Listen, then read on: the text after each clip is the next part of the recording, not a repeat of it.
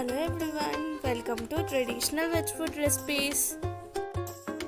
బెండకాయ ఫ్రైని మీరు ఎన్నో విధాలుగా ట్రై చేసి ఉంటారు. ఈసారి బెండకాయ ఫ్రైని ఈ విధంగా ట్రై చేసి చూడండి. ఎంతో టేస్టీగా పర్ఫెక్ట్గా విడివిడిలాడుతూ వస్తుంది.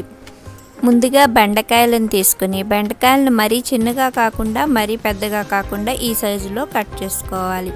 మరీ చిన్నగా కట్ చేసుకుంటే ఫ్రై ముద్ద అయిపోతుంది. ఇప్పుడు స్టవ్ మీద ప్యాన్ పెట్టుకుని 4 to 5 స్పూన్స్ ఆయిల్ వేసుకోవాలి. నాన్ స్టిక్ ప్యాన్ అయితే విడివిడిలాడుతూ బాగా వస్తుంది. ఈ ఆయిల్లో 1 స్పూన్ జీలకర్ర వేసుకుని ఫ్రై చేసుకోవాలి.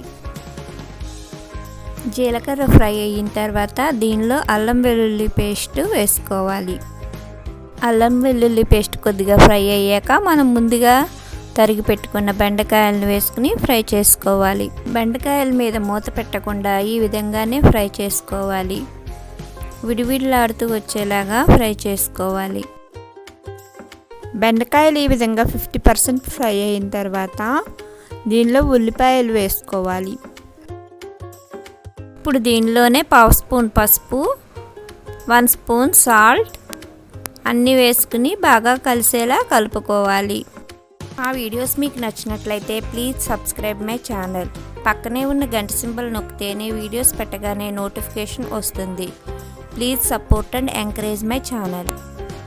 బెండకాయలు ఎర్రగా ఫ్రై అయ్యేలోపు వేరే ప్యాన్లో 2 స్పూన్స్ శనగపిండి తీసుకుని ఫ్రై చేసుకోవాలి. శనగపిండి ఎక్కువసేపు ఫ్రై చేయవలసిన అవసరం లేదు. దీన్ని ఫ్రై చేసుకోవడం వలన టేస్ట్ బాగుంటుంది. 2 మినిట్స్ ఫ్రై చేసుకున్న తర్వాత దీన్ని వేరే బౌల్లోకి తీసుకోవాలి. ఇప్పుడు ఈ శనగపిండిలో 1/2 స్పూన్ కారం, 1/2 స్పూన్ పసుపు, 1/2 స్పూన్ ఉప్పు, 1/2 స్పూన్ ధనియాల పొడి వేసుకుని కలుపుకోవాలి. ఈ మిశ్రమంలో కొద్దిగా వాటర్ పోసుకుంటూ ఉండలు లేకుండా కలుపుకోవాలి. ఇలా ఉండలు లేకుండా కలుపుకున్న తర్వాత దీన్ని మనం ఫ్రై చేసుకుంటున్న బెండకాయల్లో వేసుకోవాలి. ఈ బెండకాయలు తడి లేకుండా విడివిడిలాడుతూ ఫ్రై అయ్యేదాకా దీన్ని ఫ్రై చేసుకోవాలి. లో ఫ్లేమ్లో పెట్టుకుని మాత్రమే ఫ్రై చేసుకోవాలి.